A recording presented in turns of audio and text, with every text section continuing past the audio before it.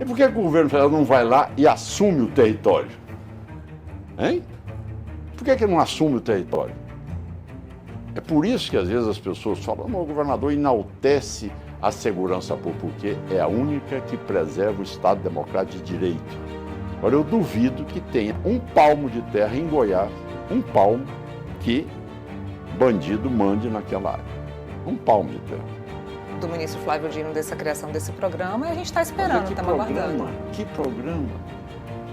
De utilização de... Não tem programa, minha filha. Ou você vai ter a ação para que o Estado se instale lá, tá certo? Só tem uma, não tem duas.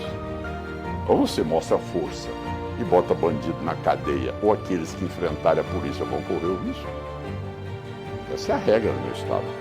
O bandido muda de profissão, muda de Goiás. Esse é o primeiro mandamento do Ronaldo Caiado.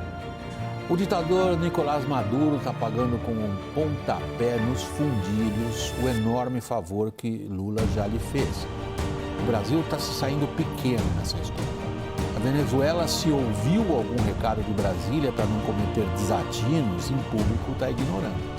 Não é a primeira a fazer isso com Lula. A Colômbia deu uma bronca no presidente brasileiro pela intenção de explorar combustíveis fósseis na Amazônia.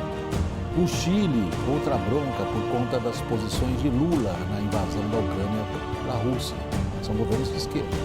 Um de direita, o do Uruguai, não perde chance de criticar o governo brasileiro em questões comerciais.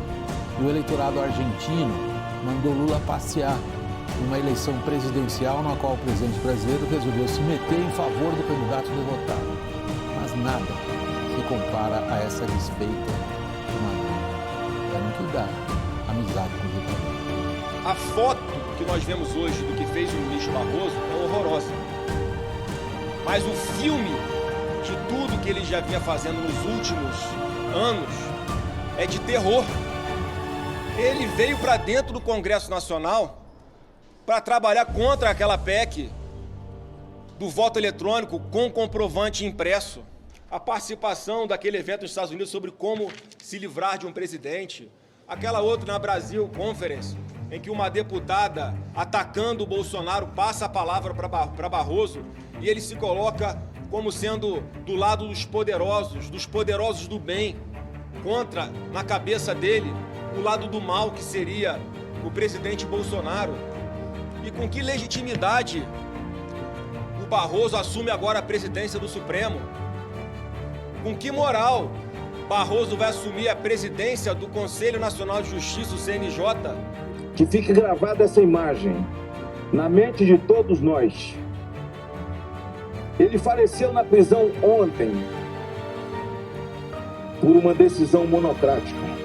Ele foi atendido 37 vezes e morreu tendo um infarto porque o ministro Alexandre de Moraes se lixou para o Ministério Público, que disse nada contra ele, nada mais oportuno a se discutir. O país está sendo comandado por um homem. E veja, senhor presidente, é hora de pedir o impeachment desse homem.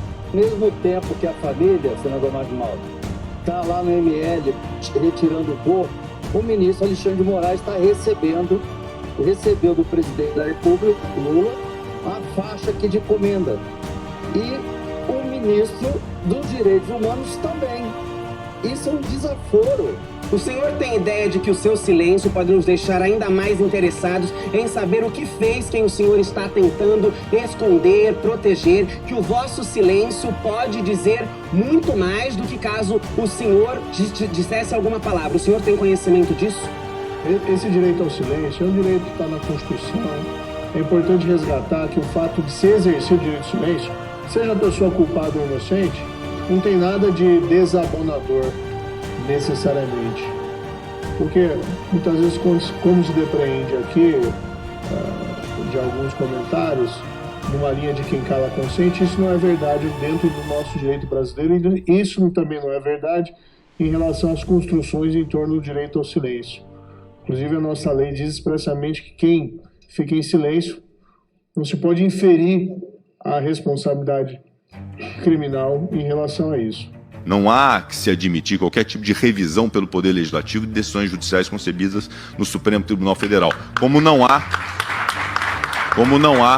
a mínima possibilidade de se permitir ao Supremo Tribunal Federal ou qualquer instância judiciária que formate as regras e as leis do país, porque isso cabe legitimamente ao Poder Legislativo brasileiro. Então, a Constituição nos dá o caminho exato do que precisa ser feito para que o Brasil encontre aquilo que é o mantra e dogma de uma Constituição, que é a separação dos poderes, que devem conviver de maneira harmoniosa, com uma relação de diálogo entre os poderes, mas um reconhecendo o seu próprio papel, sem invadir o papel do outro. Mas nós não podemos deixar de afirmar aquilo que a Constituição nos impõe, aos meus colegas senadores, que é ao Congresso Nacional o dever de zelar pela atividade legislativa, porque isso exclusivamente nos cabe por uma razão simples. Nós somos votados e eleitos pelo povo brasileiro. Na ausência do presidente Lula, o Bolsonaro está sendo tratado como um chefe de Estado na Argentina. Ele está sendo escoltado por agentes da Polícia Federal e está se locomovendo pela cidade em carro blindado.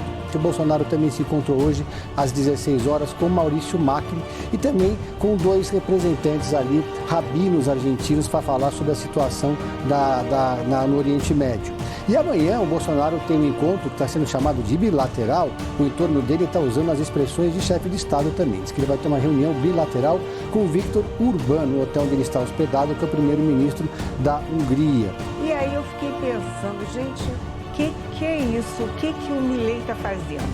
Ele abriu uma guerra contra o Lula reagiu mal, porque o Lula se meteu onde não devia, que é a eleição de um outro país, né? E está criado um climão, né?